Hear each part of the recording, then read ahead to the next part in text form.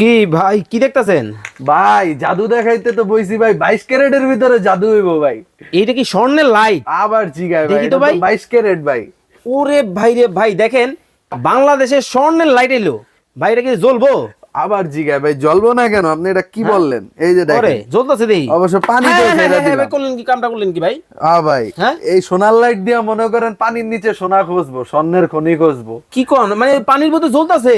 ভাই সবগুলা জ্বলবো? I high কোন কি ভাই? এটাও জ্বলে? এই যে দেখেন ওরে দেখেন, ওরে দেখেন, ওরে ভাই, ভাই রে ভাই। এটা কিন্তু ঠিক আছে, এই যে বন্ধ অবস্থায় পানিতে জ্বলাইতেছি, এই যে দেখেন ওরে ভাই রে ভাই, দেখেন পানির ভিতরে কিন্তু দেখেন একেবারে ওয়াটারপ্রুফ লাইট, কিন্তু দেখেন একেবারে চুবাচুবি করতেছে। ওরে ভাই, মানে এটা কোন দেশ থেকে আইছে ভাই? এটা তো ভাই জাপান। জাপান? হ্যাঁ, জাপান থেকে কিন্তু Made in Japan। Made in জাপানের কিন্তু মাথা নষ্ট করা লাইট কিন্তু চলে আসছে ভাই। সবগুলো একটু নেন তো দেখি।